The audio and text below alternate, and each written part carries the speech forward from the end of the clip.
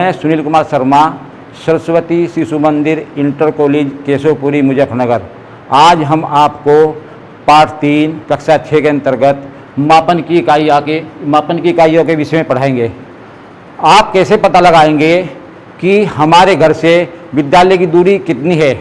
जब हम कोई वस्तु बाज़ार में खरीदने जाते हैं तो हम उसका अनुमान अपने मन में ही कर लेते हैं। इसी प्रकार यदि हमें घर से बस के लिए जाना है, विद्यालय जाना है, तो हम पहले ही समय की जानकारी अवश्य रखते होंगे। इसी प्रकार यदि हमें बुखार हो जाता है तो हम कैसे पता लगाएंगे कि हमारा टेम्परेचर कितना है। किसी भौतिक राशि जैसे लंबाई, द्रव्यमान, तापक्रम, क्षेत्रफल की जानकारी करने के लिए मापन इकाइयों की आवश्यकता पड़ती है। अब मापन इकाइयों की आवश्यकता कैसे पड़ती है? जैसे यदि हम दर्जी के पास जाते हैं और कपड़ा लेकर जाते हैं तो दर्जी कैसे बताएगा कि यह कपड़ा पर्याप्त है नहीं। तो दर्जी जो है मीटर पैमाने से इससे नाप कर बताता है कि यह कपड़ा आपके लिए पर्याप्त है या नहीं। इसी प्रकार यदि हम बढ़ई के पास कोई हमें अलमारी बनवानी हो तो बढ़ई भी लकड़ी की नाप लेकर यह बतलाता है कि यह लकड़ी अलमारी बनवाने के लिए पर्याप्त है या नहीं। इसी प्रकार से मापन की आवश्यकता पड़ती है। अब जो भौतिक राशि हैं 2 प्रकार की होती है। भौतिक राशियों के प्रकार, भौतिक राशियों के प्रकार।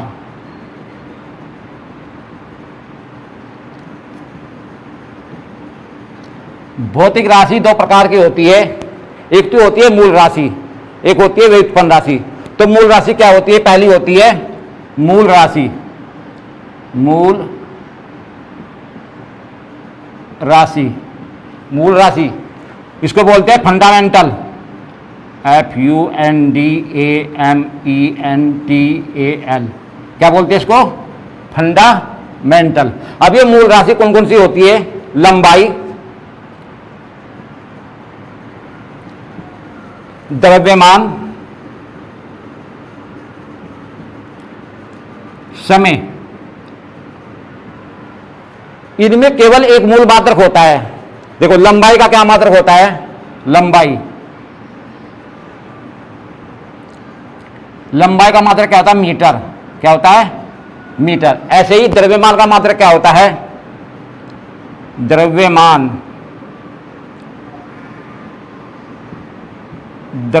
का मात्रक होता है किलोग्राम। क्या होता है? किलोग्राम। ऐसे ही समय का मात्रक क्या होता है? सेकंड। समय का मात्रक क्या होता है? सेकंड। तो क्या हुआ? इनमें एक मूल मात्रक हुआ केवल। तीनों में देखो एक मूल मात्रक कितना हुआ? 1। अब दूसरा आता है, दूसरी राशि कौन सी आती है? व्युत्पन्न राशि।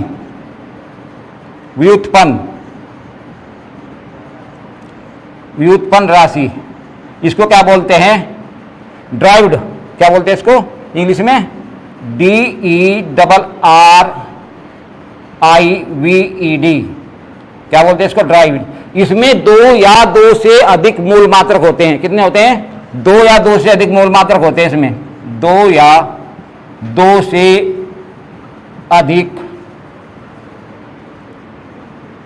2 से अधिक मूल मात्रक होते हैं।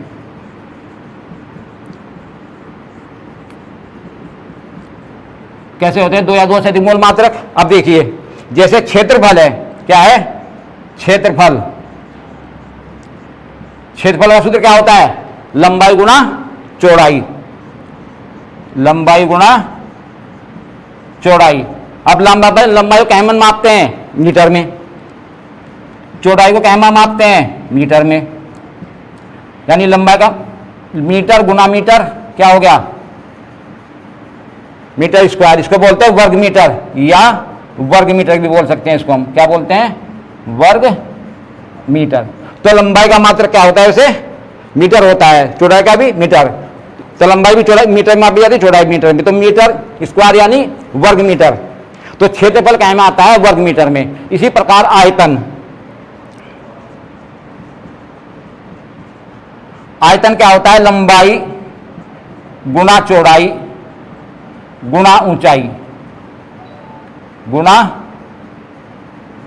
ऊंचाई, लंबाई गुना चौड़ाई गुना ऊंचाई। लंबाई में मीटर में, चौड़ाई मीटर में, ऊंचाई मीटर में। तो क्या हो गया ये? मीटर की घात 3 बोलते हैं इसको, यानी घन मीटर या घन मीटर। क्या बोलते हैं इसको? घन मीटर। आयतन का क्या, आयतन का मात्रक क्या होता है? घन मीटर। ठीक, इसी प्रकार देखो इसमें दो मात्रक हो गए, इसमें एक मूल मात्रक ये, एक ये हमने बताया था इसमें के मूल राशि में केवल एक मात्रक हुआ, एक एक दोनों तीनों में, इनमें दो मात्रक हैं। देखो एक और एक दो, इसमें कितने हो गए? एक दो तीन, तीन मात्रक। यानी व्युत्पन्न राशि में दो या दो से अधिक मूल मात्रक होते हैं। इसी प्रकार आता है घनत्व। घनत्व बराबर क्या होता है? द्रव्यमान बटे आयतन, द्रव्यमान बटे आयतन। द्रव्यमान का मात्रक क्या होता है? किलोग्राम। क्या होता है? किलोग्राम। आयतन का मात्रक क्या होता है? घन मीटर।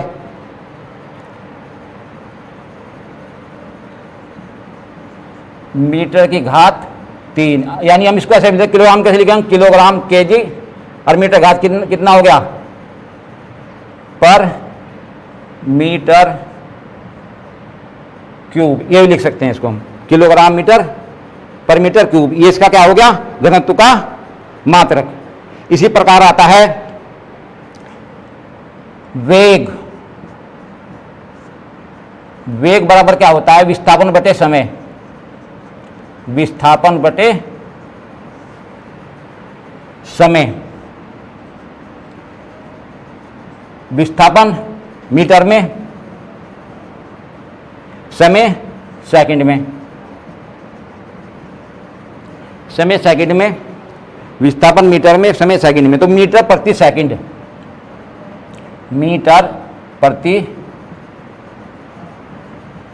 सेकंड। अब ये का मतलब क्या होता है? मीटर प्रति सेकंड। ऐसी त्वरण है, त्वरण का निकाल सकते हैं हम। त्वरण बराबर क्या होता है? वेग परिवर्तन, वेग परिवर्तन बटे समय, वेग परिवर्तन बटे समय। अब वेग परिवर्तन क्या होता है? मीटर प्रति सेकंड, मीटर प्रति सेकंड। और समय का क्या होता है? सेकंड।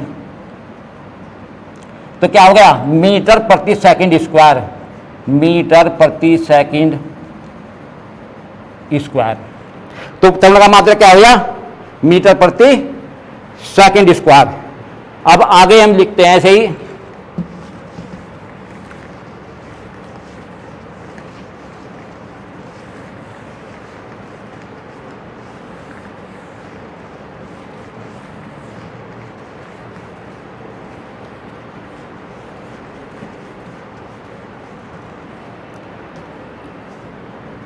त्वरण के बाद आता है बल। F, बल बराबर क्या होता है? द्रव्यमान गुना त्वरण। द्रव्यमान क्या होता है? किलोग्राम, यानी किलोग्राम यानी केजी लिख सकते हैं। द्रव्यमान त्वरण का क्या होता है? मीटर प्रति सेकंड स्क्वायर गुना मीटर प्रति सेकंड स्क्वायर। तो इसको हम बोल देंगे किलोग्राम मीटर प्रति सेकंड स्क्वायर। ये क्या है? बल। बल क्या होता है? बल को बोलते हैं F बराबर M में भी कह सकते हैं इसको। बल M द्रव्यमान, A त्वरण। तो द्रव्यमान का मात्रक क्या होता है? किलोग्राम, त्वरण का मीटर प्रति सेकंड स्क्वायर, किलोग्राम मीटर प्रति सेकंड स्क्वायर। तो इसमें देखो, इनमें कितने समय जो जितनी भी व्युत्पन्न राशियां होती हैं इनमें दो या दो से अधिक मात्रक होते हैं। इसमें भी दो मात्रक हैं। ठीक, अब आता है इसके बाद मापन।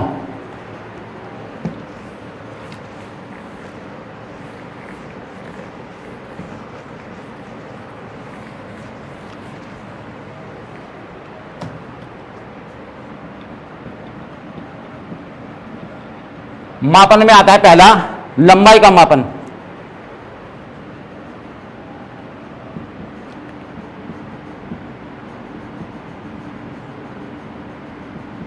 लंबाई का मापन,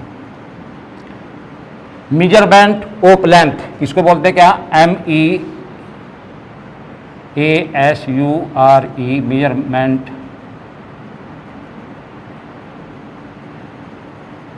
MEASUREMENT, measurement of length. LENGTH, measurement of length. अब जो दर्जी होते हैं, दर्जी किससे नाप लेता है? मीटर पैमाने से। ये होता है क्या? मीटर पैमाना, फीता बोलते हैं इसको। इसी प्रकार जो व्यापारी होते हैं वो किससे नाप लेते हैं? मीटर की छड़। मीटर छड़ लोहे की छड़ होती है, वो समझ देखी होगी अधिकांश, उनके पास क्या होती है? मीटर छड़ होती है। वो लंबाई का मात्रक क्या होता है? मीटर। क्या होता है लंबाई का मात्रक? मीटर। ऐसे ही हम लंबाई के छोटे बड़े अनेक मात्रक होते हैं, जैसे kilometre, kilometre, kilometre, hectometre, decametre, metre, decimetre, centimetre, centimetre, और होता है इसके बाद मिलीमीटर, मिलीमीटर। अब हमें सबसे बड़ा क्या होता है इसमें मात्रक? ये किलोमीटर है, इसलिए सब छोटे है, इससे छोटा है, इससे छोटा है, इससे छोटा है, सब छोटा क्या होता है? मिलीमीटर। अब हमें क्या ज्ञात करना है? मान लिया हमें किलोमीटर में ये दे दिया कि 6 किलोमीटर है। 6 किलोमीटर में आप ये बताइए कि डेसीमीटर कितने होते हैं? 6 किलोमीटर बराबर 6 किलोमीटर में डेसीमीटर कितने होते हैं? अब कैसे पता लगाएंगे? देखो किलोमीटर तो हमारे यहां पर है, ये यहां पर है। अब डेसीमीटर कहां? 1 2 3 4, यानी कितनी जोड़ लगाएंगे इसे आगे? 6 नहीं, 1 2 3 4, 4 जोड़ लगाएंगे 6 के आगे। कितना होगा? 6 किलोमीटर में 60,000 डेसीमीटर होते हैं। कोई सा भी ज्ञात कर सकते हैं। अगर ये राशि को हमें नीचे को ज्ञात करनी है ऐसे ही इधर को, तो क्या करेंगे? गुणा। क्या करते हैं? गुणा। अगर छोटी राशि से बड़ी निकालनी हो क्या करते हैं? भाग। इसी प्रकार से मान लिया हमने दे दिया मिलीमीटर, देखो ये तो होगी बड़ी राशि, अब दे दी सब छोटी राशि, क्या है उसमें? Millimetre, millimetre. अब ये मान लिया हम लिख दिया 8 मिलीमीटर के हमें क्या बनाने हैं? डेसीमीटर बनाने हैं। तो 1 और 1 2, 8 बटे यानी 100 से भाग कर देंगे। अब इसमें देखो 1 अंक है, अब नीचे कितने? 100। जब कितनी जोड़ेंगे यहां पर? 2 जीरो, तो 0.2 के बाद आएगी, तो 0.08 क्या बन गए हमारे? Decimetre, decimetre. ऐसे ही हम निकाल सकते हैं ऊपर नीचे को, ठीक? कोई से भी निकाल सकते हैं। मान लिया हेक्टोमीटर है, हेक्टोमीटर डेसीमीटर पूछ लिए, 1 2 3 जो लगा दो। मीटर के पूछे, सेंटीमीटर 1 2, मीटर में कितने सेंटीमीटर है? 100। सुने आगे नहीं? ऐसे ही जैसे मान लिया दे दिया हमें ये दे दिया डेसीमीटर में मिलीमीटर कितने होते हैं? डेसीमीटर यहां पर है, इसका कितनी जो लगा देंगे? 2, तो 100 हो जाएंगे सीधे। 1 डेसीमीटर 100 मिलीमीटर।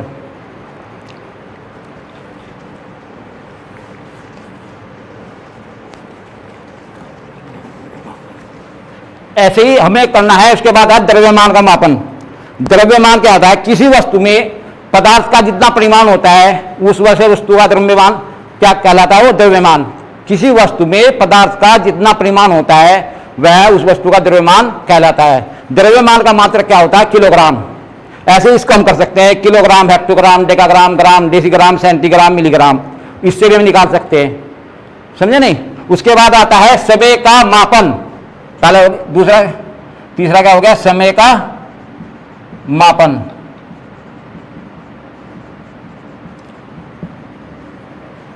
समय का मापन।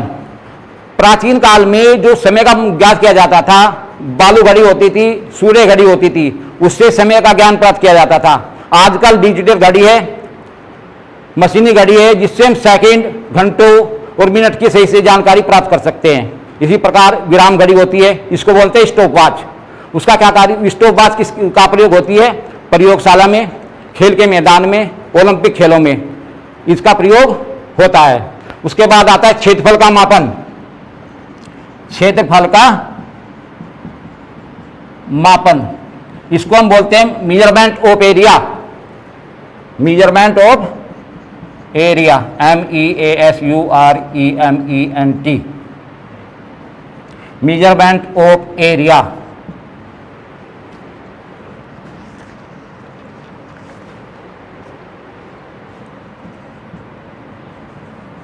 एरिया, क्षेत्रफल का मापन। अब देखिए, आयताकार वस्तुओं का जो लंबाई चौड़ाई गुणनफल क्या होता है, क्षेत्रफल कहलाता है। कोई भी आयताकार वस्तु है, उनका क्षेत्रफल क्या कहलाता है। ये आयताकार वस्तु है, देखो, ये इसकी लंबाई इसके बराबर है, चौड़ाई चौड़ाई के बराबर है, ये कोण 90 अंश के, ये भी कोण 90 अंश के हैं, तो ये क्या होगी, आयताकार। आयताकार ठोस वस्तुओं का क्षेत्रफल क्या कहलाता है, नहीं, आयताकार ठोस वस्तुओं का गुणनफल क्या कहलाता है, उनका क्षेत्रफल कहलाता है। जैसे यह आयताकार है, इस तरीके से दे दी, मान लिया हमारी 6 मीटर है, ये कितनी होगी, 6 मीटर, ये होगी 4 मीटर, तो क्षेत्रफल क्या होगा, क्षेत्रफल होता है लंबाई गुणा चौड़ाई, लंबाई गुणा चौड़ाई। मान लिया 6 मीटर है और ये कितनी होगी, 4 मीटर, तो 6 गुणा 4 क्या होगा, ये 24 वर्ग मीटर, 24 वर्ग मीटर। मैं बताता कि क्षेत्रफल का मात्रक क्या होता है, वर्ग मीटर, तो कितना आ गया, 24 वर्ग मीटर। इसके बाद आता है आयतन का मापन। आयतन का मापन, आयतन का मापन, मेजरमेंट ऑफ वॉल्यूम बोलते हैं इसको, MEASUREMENT,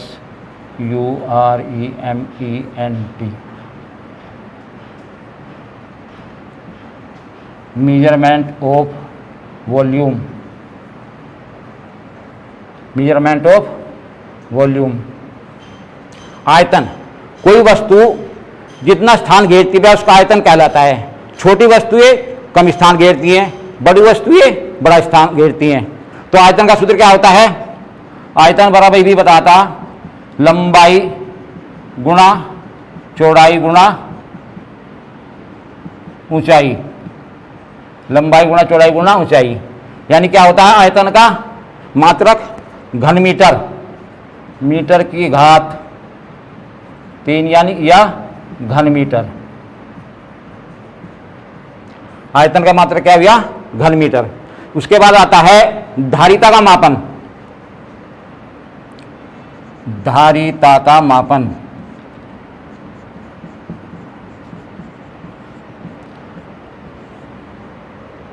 मेजरमेंट ऑफ लिक्विड, क्या बोलते हैं इसको, measurement, MEASUREMENT, measurement of liquid, LIQUID, measurement of liquid. Liquid क्या होता है, जैसे दूध है, तेल है, डीजल है, पेट्रोल है, सब ये क्या होते हैं, ये सब लिक्विड है, तरल पदार्थ है।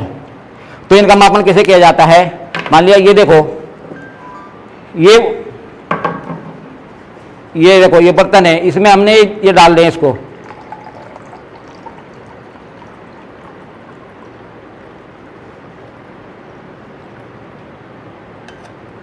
अब ये जितना भी इसने स्थान घेरा, कितना स्थान घेरा इसने, ये स्थान घेर लिया यहां तक, जो इसका भीतरी आयतन है ये क्या कहलाता है, धारिता। क्या कहलाता है, इसका जितना भीतरी आयतन जो घेर लिया इसने, ये क्या कहलाएगा, धारिता। वो धारिता का मात्रक क्या होता है, लीटर। क्या होता है धारिता का मात्रक, लीटर।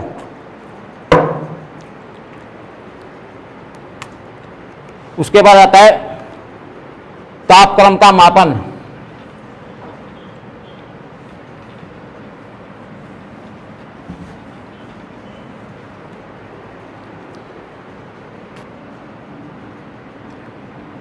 तापक्रम का मापन।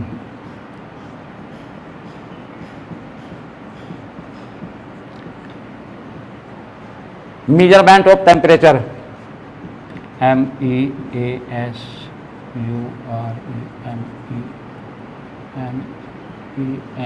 मेजरमेंट ऑफ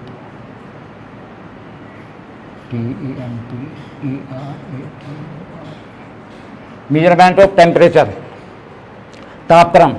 यदि बुखार हो जाता है हमें, तो हमारे मम्मी पापा क्या करते हैं, हमें डॉक्टर के पास ले जाते हैं और डॉक्टर हमें देखकर बताता है कि बुखार कितना है, बुखार है या नहीं। तो वो बुखार किससे नापता है? ये एक तो होता है सादा थर्मामीटर, ये डिजिटल थर्मामीटर है। क्या है? Digital thermometer. इससे वह देखकर बताता है कि बुखार है या नहीं, क्योंकि मनुष्य के शरीर का सामान्य तापक्रम 98.6 डिग्री फ़ारेनहाइट होता है और सेल्सियस में लिखेंगे तो हम 37 डिग्री सेल्सियस। ये कितना होता है? स्वस्थ मनुष्य के शरीर का तापक्रम होता है। यदि 98.6 डिग्री से अधिक होता है तो हमें इसका मतलब है कि हमें बुखार हो गया है। तो डॉक्टर किससे माप कर बताता है? थर्मामीटर से नाप कर बताता है। और मैंने बताया आपको, स्वस्थ मनुष्य के शरीर का ताप 37 डिग्री सेल्सियस। स्वस्थ मनुष्य के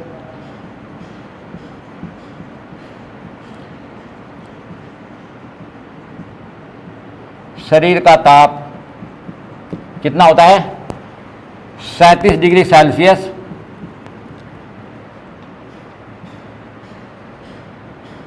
या 98.6 डिग्री फ़ारेनहाइट। क्या बोलते थे? फ़ारेनहाइट।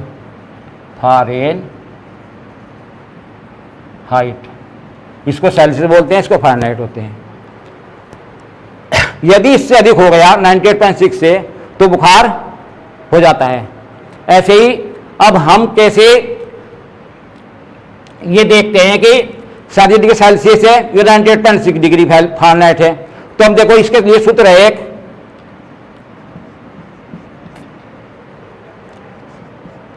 F-32/9 बराबर C/5। इससे हम याद कर सकें जो 37 डिग्री सेल्सियस है, 37 डिग्री सेल्सियस को 37 डिग्री सेल्सियस को फ़ारेनहाइट यानी F फ़ारेनहाइट में बदलो। फ़ारेनहाइट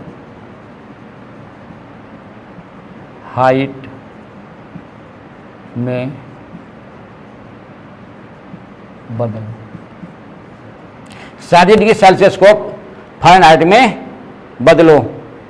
कैसे याद करेंगे? अब देखो, 37 डिग्री सेल्सियस है, हमने बताया यानी 98.6, तो हमारा जो अगर इसे फ़ारेनहाइट में बदलेंगे तो ये आना चाहिए। अब कैसे याद करेंगे इसको? F-32/9 सेल्सियस कितना बदला हमने? 37 डिग्री सेल्सियस को बदलना, तो यहां 37 लिख दिया। उसके बाद 5। अब इसको जो 5 से भाग करेंगे क्या आ जाएगा? 5 सते 35, 2 5 चौक 20, 7.4 आ गया। अब ये हो जाएगा F-32 बराबर 9 गुणा 7.4। F-32 बराबर, अब इसी गुणा कर लो, इसमें 9 चौक 36, 3 9 से 63 3 66, 66.6 आ गया। तो गुणा करके 9 चौक 36, 3 9 से 63 3 66। अब इसमें F बराबर क्या हो जाएगा? 66.6। इधर आगे प्लस का हो जाएगा, बराबर से इधर आगे, बराबर से इधर आगे क्या करेंगे? प्लस का। प्लस कितने जोड़ देंगे इसमें? 32। अब ये ध्यान रखेंगे, यहाँ दशमलव के बाद में एक अंक है, तो यहाँ दशमलव के बाद हम क्या कर लेते हैं? 0 लगा देंगे, कोई जुड़ने में कोई गलती नहीं होने की। फिर अब ये 6 का 6 ही 6, 6 2 8, 6 3 9, दशमलव की दशमलव 98.6 डिग्री फ़ारेनहाइट। ये आ गया हमारा। ठीक, यदि हमें कोई चीज़ केल्विन में बदलनी है, क्या में बदलनी है? केल्विन में। मान लीजिए हमें ये है, तो कैसे बदलेंगे केल्विन में? 273 प्लस डिग्री सेल्सियस। अब मान लीजिए जैसे यही है, 7 डिग्री को बदल लो केल्विन में, 37 को, तो क्या करेंगे इसमें? 273 प्लस 37 और जोड़ दो, कितना होगा ये? 7 3 10, 7 3 10, 1 7 8 3 11, 1 2 3, यानी 310 केल्विन। तो तापक्रम का जो ये क्या होता है, ये तापक्रम किसे माप सकते हैं हम? सेल्सियस माप सकते हैं। किसमें? तापक्रम एक तो सेल्सियस में, एक किसे माप सकते हैं? फ़ारेनहाइट में। फ़ारेनहाइट में। एक किसे माप सकते हैं? केल्विन में। केल्विन। तो तापक्रम का जो मात्रक होता है सेल्सियस होता है, फ़ारेनहाइट और केल्विन, इस प्रकार हम देख सकते हैं। अब आपको क्या करना है? 50 डिग्री, यह है 50 डिग्री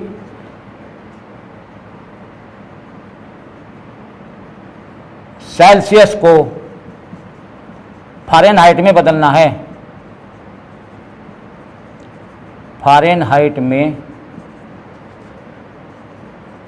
बदलो। ठीक, 50 डिग्री सेल्सियस को फ़ारेनहाइट में बदलो। एक खेत है, उसका क्षेत्र एक खेत, उसकी लंबाई है 300 मीटर, चौड़ाई है 200 मीटर, तो उसका क्षेत्रफल ज्ञात करना है आपको। ऐसे ही स्वस्थ मनुष्य के शरीर का ताप कितना होता है, सेल्सियस में लिखना, फ़ारेनहाइट में लिखना। आज के लिए इतना ही है, धन्यवाद।